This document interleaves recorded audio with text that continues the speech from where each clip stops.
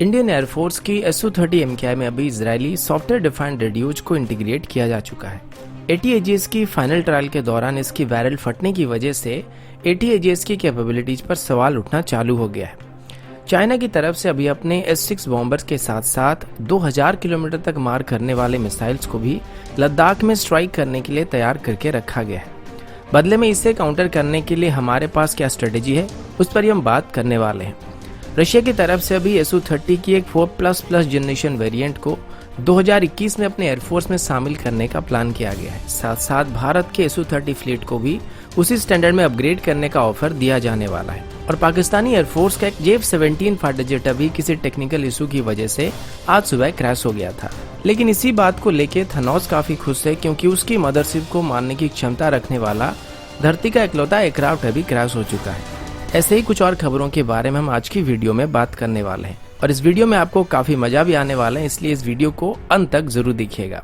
नमस्कार दोस्तों, मेरा नाम है अंशुमन नायक और आप सभी का बहुत बहुत स्वागत है इंडियन डिफेंस न्यूज की डिफेंस टॉक सीरीज में। तो चलिए देर न करते हुए आज की वीडियो शुरू करते हैं।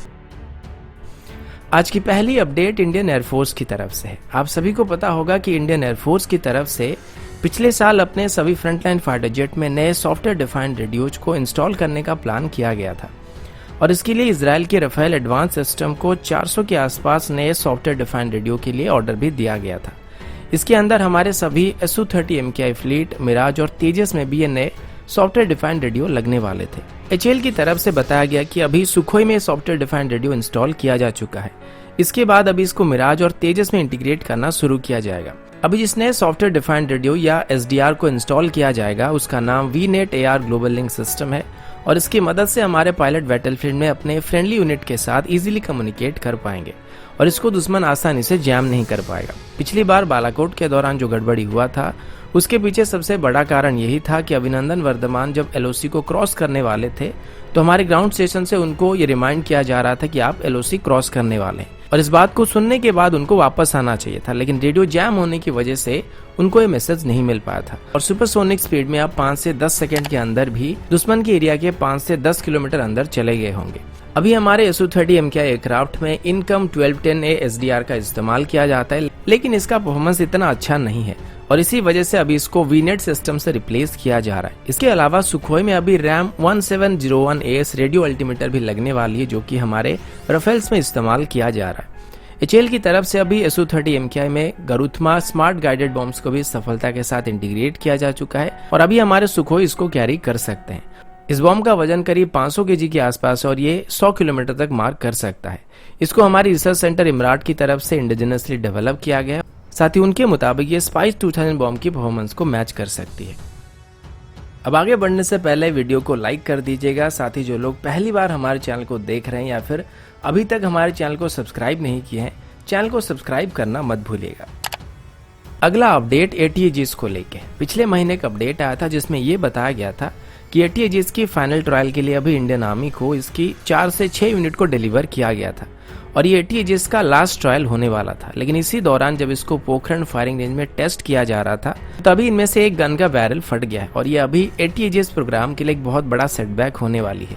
इनमें से कुछ गन्स को भारत फौज की तरफ से बनाया गया था और कुछ को टाटा पावर की तरफ से बनाया गया था, लेकिन दोनों ही गन्स में जो बैरल का इस्तेमाल किया गया उनको भारत फौज की तरफ से मैन्युफैक्चर किया गया था। इससे पहले भी ऐसा एक हादसा धनुष गन के साथ हुआ था। साथ ही M777 के ट्रायल के दौरान भी उसका बैरल एक बार फट गया था। अभी इस हादसे को लेकर भारत फौज की तरफ से बताया गया कि उनकी तरफ से सप्लाई किए गए गन्स में अभी तक कोई भी टेक्निकल इश्यू सामने नहीं आए हैं। वहीं पर टाटा पावर की तरफ से अभी तक इसके बारे में कोई भी कमेंट नहीं किया गया है। DRDO की रिपोर्ट के मुताबिक टेस्ट से पहले इन गन्स को अच्छी तरीके से चेक किया गया था और जब आखिरी राउंड को फायर किया जा रहा था तभी यह हादसा हुआ था और अभी तक इन गन्स ने बेहतरीन परफॉर्मेंस दिया था, जिनको पहले भी सिक्किम में टेस्ट किया जा चुका है। और सिक्किम में जब इनको टेस्ट किया गया था तो ये इंडियन आर्मी की सभी रिक्वायरमेंट को फुलफिल कर रहे थे, तो एक इंसिडेंट की वजह से यहाँ पर इन गन्स के ऊपर दोष लगाया नहीं जा सकता है। अब इस बात को लेकर इन्वेस्टिगेशन किया जा रहा है कि किस वजह से बैरल फट गया था और जो सबसे ऑब्वियस रीजन है वो खराब एमुनेशन हो सकते हैं। इससे पहले भी कई बार ऐसा हुआ है जब लो क्वालिटी के एमुनेशन की वजह से आर्टिलरी गन के बैरल फट गए थे। M777 गन के साथ भी ऐसा ही कुछ हुआ था। अभी DRDO की एक टीम इन गन्स की बैरल को और इसमें फायर किए गए एमुनेशन को अच्छी तरीके से जांच करने वाली है। जिसके बाद ये पता लग जाएगा कि बैरल में खराबी थी या फिर एमुनिशन की वजह से हादसा हुआ था। और अगर एमुनिशन की वजह से ये सब हुआ है तो ये ऑर्डिनेंस फैक्ट्री बोर्ड के लिए एक बहुत ही चिंताजनक बात है, क्योंकि ऐसे हादसे अभी बार बार सामने आ रहे हैं। अगला अपडेट चाइना की तरफ से है। एशिया टाइम्स की रिपोर्ट के मुताबिक चाइना की तरफ से अभी हिमालयन रीजन में काफी हेवी डिप्लॉयमेंट किया गया है। साथ ही चाइनीज एयरफोर्स की तरफ से अभी तिब्बत रीजन में मौजूद उनकी एयरबेसेस में अपनी S-6 बॉम्बर को काफी बड़ी मात्रा में डिप्लॉय किया गया है। एशिया टाइम की रिपोर्ट के मुताबिक चाइना के पास ऐसे 270 से ज्यादा S-6 बॉम्बर मौजूद है, जिनमें से ज्यादातर को ईस्ट साइड में डिप्लॉय किया गया है। और चाइना के पास अभी पूरे दुनिया भर के मुकाबले सबसे बड़ी बॉम्बर फ्लीट मौजूद है। तिब्बत में भी चाइना की तरफ से बॉम्बर्स को डिप्लॉय करके रखा गया है। और लद्दाख में अगर भारत के साथ कोई कॉन्फ्लिक्ट होता है तो इंडियन पोजीशन पर हमला करने के लिए चाइना के ये बॉम्बर काफी मेजर रोल प्ले करने वाले हैं, क्योंकि इनसे चाइना CJ-20 या YJ-63 जैसे क्रूज मिसाइल को फायर कर सकता है। इनमें से CJ-20 का रेंज लगभग 2000 किलोमीटर है और वहीं पर YJ-63 मिसाइल का रेंज 200 किलोमीटर है। बॉम्बर के अलावा अभी चाइना अपनी S-6 एयरक्राफ्ट को इलेक्ट्रॉनिक वॉरफेयर एयरक्राफ्ट के तौर पर भी इस्तेमाल कर सकता है और इलेक्ट्रॉनिक वॉरफेयर रोल के लिए भी इनको स्पेशली अपग्रेड किया गया है। इनको काउंटर करने के लिए इंडियन एयरफोर्स की तरफ से अपने Su-30 MKI एयरक्राफ्ट में K-100 मिसाइल को इंटीग्रेट किया जा रहा है, जिनकी रेंज लगभग 300 से 400 किलोमीटर तक है और ये स्पेशली एवक्स या बॉम्बर्स को मार गिराने के लिए इस्तेमाल किए जाते हैं। फिलहाल अभी हमारे पास मेट्योर मिसाइल भी आ चुकी है, जो कि लगभग सिमिलर रेंज में बॉम्बर्स को मार के गिरा सकता है, लेकिन इसकी एक्यूरेसी काफी बेहतर होने वाली है।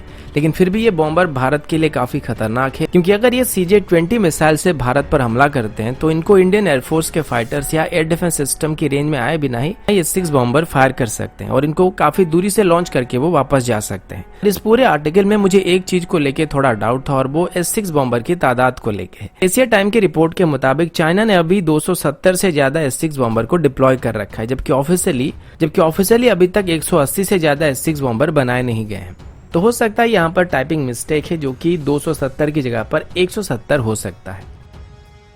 अगला अपडेट चाइना की तरफ से। और आगे बढ़ने से पहले कोई ना कोई बर्तन हाथ में जरूर रखिएगा, जिसको आगे चल के फेंकने की जरूरत पड़ने वाली है। सबसे पहले तो एक दिन पहले ही मैंने आप सभी को बताया था कि चाइना की तरफ से भी भूटान पर दबाव डालने की कोशिश किया जा रहा है और भूटान की काफी सारे हिस्सों के ऊपर अभी चाइना अपना दावा कर रहा है। इसी दौरान चाइना की तरफ से भूटान के बॉर्डर में फ्रेश डिप्लॉयमेंट भी किए जा रहे हैं। भूटान के अलावा लाइन ऑफ एक्चुअल कंट्रोल में अरुणाचल प्रदेश के साइड में भी चाइना की तरफ से डिप्लॉयमेंट किया जा रहा है। इसी को अभी मैच करने के लिए इंडियन आर्मी की तरफ से भी उसी हिसाब से डिप्लॉयमेंट किया जा रहा है। वहीं पर लाइन ऑफ एक्चुअल कंट्रोल की बात करें तो यहाँ पर बढ़ रही तनाव के बीच ग्लोबल टाइम की तरफ से अभी लोगों के मनोरंजन का पूरा ध्यान रखा जा रहा है। और अभी ग्लोबल टाइम के एडिटर हु सीजिन ने एक 2 मिनट का वीडियो ट्वीट किया था, जिसमें ये दिखाया गया था कि पीपल लिबरेशन आर्मी की तरफ से बर्फ में चढ़ाई किया जा रहा था और वो लोग टैंक्स पर अटैक करने की प्रैक्टिस कर रहे थे। इसी बात को लेके मिस्टर बर्तन फेंक दीजिए ने भारत को वार्निंग देते हुए कहा था कि ये जो एक्सरसाइज किया जा रहा था इसको भारत के लिए किया जा रहा है और अगर इंडियन ट्रूप्स वहां से पीछे नहीं जाते हैं तो वो इसी तरीके से इंडियन टैंक्स को उड़ा सकते हैं। अब इसी बात को लेके इंडियन सोशल मीडिया प्लेटफॉर्म के ऊपर हु सीजिन का खतरनाक तरीके से मजाक उड़ाया जा रहा था। और वैसे भी मिस्टर बर्तन फेंक दीजिए ने जो वीडियो ट्वीट किया था उसमें जितने बर्फ गिरे थे उतने में हमारे लोग यहाँ पे कुल्लू, मनाली या दार्जिलिंग में हनीमून मनाने के लिए जाते हैं। असल बात तो ये कि इनके सोल्जर बर्फ में पेट्रोलिंग नहीं कर सकते हैं, क्योंकि ये आर्मर्ड व्हीकल में सफर करने के आदी हो चुके हैं और अभी भी हिमालयन रीजन में इनको सांस लेने में दिक्कत आ रही है, जिस वजह से इनके लिए स्पेशल ऑक्सीजन चैम्बर बनाया जा रहा है। तो आप सोच सकते हैं कि सर्दियों में इनका हालत क्या होने वाला है और साथ ही ये किस तरीके से जंग लड़ने वाले हैं। अगला अपडेट Su-30 को लेके। रशिया की तरफ से भी 2021 तक अपने एयरफोर्स में Su-30 की एक अपडेटेड वेरिएंट को शामिल करने का प्लान किया गया है और ये एयरक्राफ्ट Su-30 SM वेरिएंट पर रशिया की Su-30 SM वेरिएंट के ऊपर बेस करके होने वाला है। रशियन सोर्सेज के मुताबिक ये एयरक्राफ्ट एक 4++ जनरेशन का फाइटर होने वाला है और इसमें AL-31 के बदले AN-41 F1S इंजन का इस्तेमाल होने वाला है। पिछले 6 से 8 सालों के अंदर इस इंजन को Su-35 में इस्तेमाल किया जा रहा है और इसका परफॉर्मेंस AL-31 इंजन के मुकाबले काफी बेहतर है। अभी रशिया अपनी Su-30 और Su-35 की प्रोडक्शन लाइन को भी मर्ज करने के बारे में सोच रहा है, क्योंकि ये दोनों ही लगभग सेम एयरफ्रेम के ऊपर बेस करके बनाए गए हैं और इनकी डायमेंशन में कोई खास चेंजेस भी नहीं है। रशिया का कहना है कि इस नए इंजन के साथ साथ Su-30 प्लेटफॉर्म की सभी एयरक्राफ्ट की परफॉर्मेंस काफी हद तक बेहतर बन जाएगी, क्योंकि अब इनकी थ्रस्ट टू वेट रेशियो पहले के मुकाबले काफी बेहतर होने वाली है। ये पहले के मुकाबले बेहतर तरीके से मैन्यूवर कर सकते हैं, साथ ही अभी इनकी फ्यूल एफिशिएंसी भी पहले के मुकाबले काफी बेहतर बन जाएगी। इस नए अपग्रेडेड SU-30 एयरक्राफ्ट की डिलीवरी रशिया को 2021 से होना शुरू हो जाएगा और रशिया इसे SU-30 की सभी प्लेटफॉर्म के लिए अवेलेबल कराने वाला है। अभी SU-30 का सबसे बड़ा ऑपरेटर कोई है तो वो भारत है और इसी वजह से रशिया की तरफ से इसको सबसे पहले भारत को ऑफर किया जा सकता है, जिसमें भारत की एग्जिस्टिंग SU-30 MKI फ्लीट को 4++ जनरेशन के स्टैंडर्ड में अपग्रेड किया जा सकता है।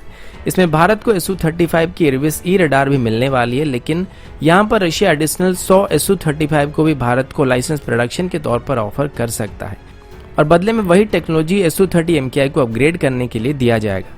और ये संदेह करने के पीछे सबसे बड़ा कारण ये कि वो अभी भारत को AL-41 इंजन को बहुत ही कम कीमत में ऑफर कर रहे हैं, जिस वजह से ये डाउट किया जा रहा है कि इस प्रोजेक्ट का MMR से टेंडर के साथ कोई लिंक जरूर है, क्योंकि उसमें भी 114 फाइटर जेट खरीदे जाने वाले हैं और उसमें भी SU-35 पार्टिसिपेट कर रहा है। अगला अपडेट पाकिस्तान की तरफ से है। ये बात आप सभी को पहले से ही पता होगा कि आज पाकिस्तान का एक JF-17 एयरक्राफ्ट किसी कारण की वजह से क्रैश हो गया है। ये दुर्घटना आज सुबह हुआ था और पाकिस्तानी एयरफोर्स के ऑफिशियल स्टेटमेंट के मुताबिक एयरक्राफ्ट अपने ट्रेनिंग मिशन में था जब ये पाकिस्तान की अतौक एरिया में कहीं पे क्रैश हो गया था। लेकिन अच्छी खबर यह कि इसमें किसी भी तरह की जान मान का नुकसान नहीं हुआ है, क्योंकि वक्त रहते ही JF-17 के पायलट सफलता के साथ इजेक्ट कर लिए थे। वैसे इसको पाकिस्तान में इजेक्ट नहीं बल्कि कुछ और कहा जाता है। तबीबी इख्तियार इस्तेमाल करते हुए उन्होंने इजैकुलेट नहीं किया। तो आप लोगों ने सुना ना मैडम ने क्या कहा, तो पाकिस्तान के पायलट ने यहाँ पर सफलता के साथ इजैकुलेट कर लिया था। वैसे अगर आप यहाँ पर पाकिस्तानी एयरफोर्स की स्टेटमेंट पर गौर करेंगे तो उन्होंने ये बताया कि ये एक ट्रेनिंग मिशन था, तो JF-17 का क्रैश होना और पायलट का सफलता के साथ कर जाना इस मिशन का मेन ऑब्जेक्टिव था, क्योंकि उनको अच्छी तरीके से ये बात अभी पता लग चुकी है कि अगर उनका आमना सामना इंडियन एयरफोर्स के रफाल के साथ होता है तो JF-17 के पायलट को सबसे पहले इजैकुलेट करना आना चाहिए। और पिछली बार भी इसी वजह से उनके पायलट शहीद हो गए थे, क्योंकि उन्होंने इजैकुलेट नहीं किया था। वैसे पाकिस्तान की डॉन के मुताबिक ये इस साल का 5वां घटना था जहां पर पाकिस्तानी एयरफोर्स के एयरक्राफ्ट क्रैश हुए थे। इससे पहले मार्च के महीने में पाकिस्तानी एयरफोर्स का एक F-16 इस्लामाबाद के करीब क्रैश हो गया था, जिसमें उनके जो पायलट थे वो शहीद हो गए थे, क्योंकि उन्होंने इजैकुलेट नहीं किया था। इस एक महीने पहले 12 फरवरी को भी पाकिस्तानी एयरफोर्स का एक और trainer aircraft Khyber Pakhtunkhwa region में क्रैश हो गया था। फिर उसी महीने पाकिस्तानी एयरफोर्स का एक और एयरक्राफ्ट मुल्तान के आसपास क्रैश हो गया था। फिर जनवरी में भी पाकिस्तानी एयरफोर्स का एक FT-7 ट्रेनर एयरक्राफ्ट क्रैश हुआ था, लेकिन इसमें जो पायलट मौजूद थे वो क्रैश के दौरान सर्वाइव नहीं कर पाए थे, यानी कि शहीद हो गए थे, क्योंकि उन्होंने इजैकुलेट नहीं किया था। तो दोस्तों अभी के लिए इतना ही, मिलता हूँ आपसे अगले वीडियो में, तब तक के लिए जय हिंद, वंदे मातरम।